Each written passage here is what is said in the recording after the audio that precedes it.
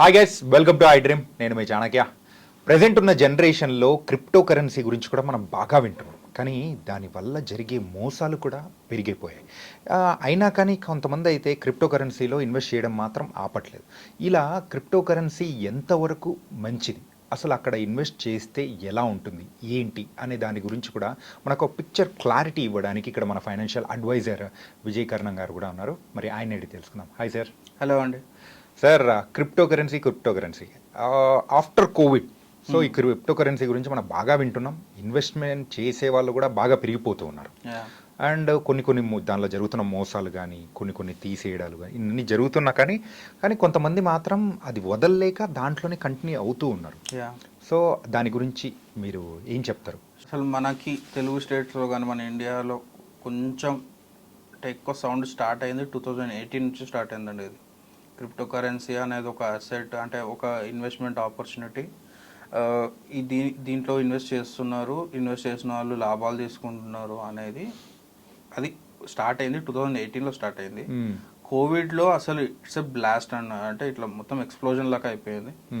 ఇప్పుడు మనం దాన్ని కొంచెం కూలింగ్ ఆఫ్ అవుతుంది, లేకపోతే కొంచెం సెటిల్ డౌన్ అవుతుంది అనేసి చూస్తున్నాం.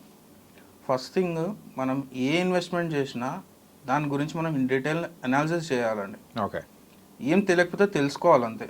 As an investor it's your right. మీరు ఎవరినైనా సరే మీరు అడగాల్సిందే ఖచ్చితంగా. ఇదేనే కాదు, క్రిప్టో కరెన్సీ అనే కాదు, గోల్డ్ అయినా సరే, రియల్ ఎస్టేట్ అయినా సరే, మ్యూచువల్ ఫండ్స్ అయినా సరే, ఇన్ డీటెయిల్ అడగండి. ఇంత నాలెడ్జ్ మీరు తెలుసుకుంటే మీ క్యాపిటల్ అంత సేఫ్గా ఉంటుంది.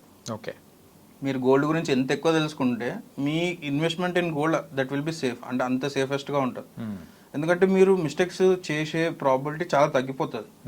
సో సేమ్ అట్లాగే మీరు బిట్ కాయిన్ గురించి తెలుసుకుంటే మీరు, అంటే నేను ఒక జనరల్గా అడుగుతున్నాను, మీకు క్రిప్టో కరెన్సీ గురించి బేసిక్గా ఏం ఐడియా ఉంది చెప్పండి మీకు జస్ట్. అంటే క్రిప్టో కరెన్సీ అంటే అది ఫిజికల్గా కనిపించేది కాదు. Okay, main thing. ఓకే, అంటే మీరు అన్నట్టు 2018కు ముందు ఉన్నాయి, కానీ అప్పటి నుంచి ఎక్కువగా వినిపించడం అనేది మొదలైంది. బిట్ కాయిన్లో ఎవరైతే ఇన్వెస్ట్మెంట్ చేశారో అప్పుడు సుమారు అది 1-2 లక్షలు అట్లా ఉండేది. ఇప్పుడు దాని మార్కెట్ చూసుకుంటే 50 lakhs 40+ అని చెప్పేసి పెరిగిపోయింది. కానీ ఇలా ఉన్నాయి, కానీ దాంట్లో కూడా మోసాలు అనేది కూడా జరుగుతూ ఉంటాయి. ఒకసారి పోయిందంటే అది ఎలా పోయిందో, ఎక్కడ పోయిందో కూడా అర్థం చేసుకోలేని విధంగా అయిపోతుంది. సో ఏంది అంటే, ఇప్పుడు సపోజ్ మీకున్నంత అవేర్నెస్ కూడా ఉండదు చాలా మందికి. సపోజ్ ఒక 80% మెంబర్స్కి మీకు తెలుసు అనుకున్నా కూడా that will B not enough. ఎప్పుడైతే మీరు ఇంకా ఎక్కువ లోతుకి వెళ్తే మీకు తెలిసేది ఏంటంటే, ఒక బ్లాక్ చైన్ టెక్నాలజీతోని తయారైన కరెన్సీ ఇది. ఇంకా బ్యాక్ వెళ్తే మనకు తెలిసింది ఏంటి అంటే, బిట్ కాయిన్స్ కానీ క్రిప్టో కరెన్సీస్ కానీ this is use for the illegal activities. అంటే అందరూ అలా యూజ్ చేస్తారని కాదు, ఒక set of people. So most of the things అలా జరుగుతాయి. అంటే దీంట్లో జరిగే ప్రాబిలిటీ చాలా ఎక్కువ. ఎందుకు అంటే గవర్నమెంట్ ఆథరైజేషన్ లేకుండా, అంటే గవర్నమెంట్ కి తెలియకుండా జరిగే ట్రాన్సాక్షన్స్ లో ఇవి కూడా ఒకటి అనమాట. ఓకే, సో ఇవన్నీ ఒక సెట్ ఆఫ్ పీపుల్ యూజ్ చేస్తారు. అంటే ప్రతి టెక్నాలజీలో ప్రోస్ ఉంటాయి, కాన్స్ ఉంటాయి. అంటే మంచి ఉంటుంది, చెడు ఉంటుంది. దీంట్లో చెడు ఇట్లాంటిది అనమాట. ఇంకా ఏంది అంటే, మీకు అండర్లయింగ్ అసెట్ అనేది ఏది ఉండదు బిట్ కాయిన్లో. అంటే ఇప్పుడు బిట్ కాయిన్స్ అనేది లిమిటెడ్ ఉంటాయి, లిమిటెడ్ సప్లై అని చెప్తారు. సో దానివల్ల దాని వాల్యూ పెరుగుతుందని చెప్తారు. ఇది మనకు వచ్చే బేసిక్ ఎగ్జాంపుల్, బేసిక్ ఎక్స్ప్లెనేషన్ అయితే ఇది. సమ్ సెట్, అంటే క్వాంటిటీ ఐడియా లేదు, కానీ సెట్ ఆఫ్ క్వాంటిటీ మాత్రమే ఉంటాయి. ఆ క్వాంటిటీ ఎవరి దగ్గర ఉంటే వాళ్ళకి అప్రిసియేషన్ పెరుగుతుంటుంది, వాళ్ళు రిటర్న్స్ తీసుకుంటుంటారు. అందుకే మీరు ఇన్వెస్ట్ చేస్తే ఆ కాయిన్స్ మీకు తక్కువ అమౌంట్ వచ్చినా ఎక్కువ అయిన తర్వాత మళ్ళీ వేరే వాళ్ళు తీసుకుంటారు కదా, అప్పుడు మీకు వాల్యూ పెరుగుతుంది అని చెప్తారు. కానీ ఇంతకుముందు బిట్ కాయిన్ ఒకటే ఉంది, ఇప్పుడు అట్లా కొన్ని హండ్రెడ్స్ ఆఫ్ కరెన్సీస్ వచ్చాయి బయటికి. ఓకే, అంటే ఇంతకుముందు ఒకటే ఉన్న దగ్గర ఇక్కడ 100 అయినాయి.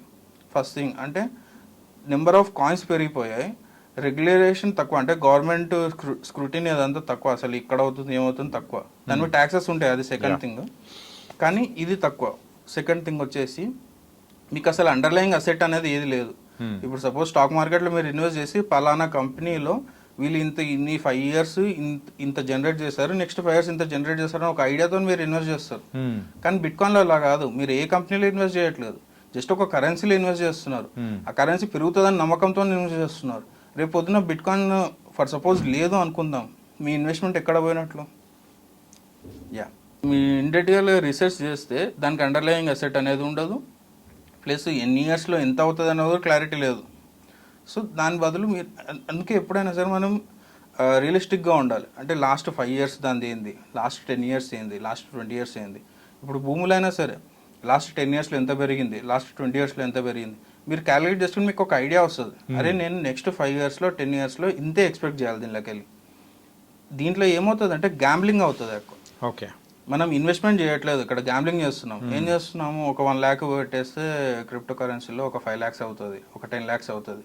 అది గ్యాంబ్లింగ్. Investment is different. నేను చెప్పే ప్రొసీజర్ అంతా ఇన్వెస్ట్మెంట్ కోసం, దాంట్లో లేదు గ్యాంబ్లింగ్ కోసం వెళ్తాం. గ్యాంబ్లింగ్ ఏంటంటే వస్తే 1 lakh వస్తే 5 lakhs వస్తుంది, పోతే 1 lakh పోతుంది. అది గ్యాంబ్లింగ్. చాలా మంది ఇన్వెస్ట్మెంట్కి గ్యాంబ్లింగ్కి ఇదే డిఫరెన్స్ అనేది తెలుసుకోలేకపోతారు. ఎప్పుడైతే మనం షార్ట్ టర్మ్లో ఎక్కువ అమౌంట్ రావాలనుకుంటామో అది గ్యాంబ్లింగ్. మనం లాంగ్ టర్మ్లో అయినా సరే మనకి రియలిస్టిక్ పర్ఫార్మెన్స్ ఉండి మనకి ఉన్న అసెట్స్ అన్నీ సెక్యూర్గా ఉండి మనకు అమౌంట్ గ్యారంటీగా వస్తుంది అనుకుంటే అది ఇన్వెస్ట్మెంట్. ఈ డిఫరెన్స్ని చాలా తక్కువ మంది తెలుసుకుంటారు, తెలుసుకున్న వాళ్ళు బయటపడతారు అంతే. అంటే మీరు అన్నట్టు సో 99.99% సో ఇందులో డబ్బులు పోగొట్టుకున్న వాళ్ళే ఎక్కువ శాతం, కానీ తెచ్చుకున్న వాళ్ళు మాత్రం చాలా తక్కువ. అండ్ వన్ మోర్ థింగ్, తెచ్చుకున్న వాళ్ళు కూడా మనకు ఎవరు చెప్పరు బయటికి. ఎందుకంటే వాళ్ళు మళ్ళీ దాంట్లోనే ఇన్వెస్ట్ చేస్తారు వాళ్ళు కూడా. ఒక్కసారి అలవాటు పడిపోయిన వాళ్ళు దానికి వెళ్ళిపోతుంటారు తప్ప. ఇప్పుడు నాకు ఒక క్లయింట్ ఒక అతను కలిసాడు. అతను రోజు mid night as per US markets కి రిలేటెడ్ అతను ట్రేడింగ్ చేస్తున్నాడు. అతను ఈ బిట్ కాయిన్స్ కి క్రిప్టో కరెన్సీ ట్రేడింగ్ చేస్తున్నాడు అతను. నేను చెప్పాను అసలు దాని గురించి అంత ఓపెన్ ఇన్ఫర్మేషన్ లేదు బయటికి, అంత రిస్క్ తీసుకోకండి అంటే, లేదు నాకు ఇన్ని రోజుల నుంచి ఇన్కమ్ వచ్చింది, దీంతోనే వచ్చింది, నేను దీంతోనే కంటిన్యూ అవుతున్నాను అనేసి అంటున్నాడు. కానీ ఆల్ ఆఫ్ ద నైట్ ఏమైనా అయ్యే ఛాన్సెస్ ఉంటాయి అక్కడ. సో అంత హై రిస్క్ తీసుకోవాల్సిన అవసరం లేదు. ఐడియలిస్టిక్ అంటే రియలిస్టిక్గా ఉండాలి మనం. 15%, 20%, 30% సరే రిస్క్ తీసుకుని బిజినెస్లు పెడుతున్నాం, 30%, 40% రిటర్న్స్ జనరేట్ చేయడం అనేది realistic thing in a year. కానీ నేను రాత్రికి రాత్రి 1 కోటి రూపాయలు రావాలి, రాత్రికి రాత్రి 2 కోట్లు రావాలనేది ఇట్స్ ఎ గ్యాంబ్లింగ్ థింగ్.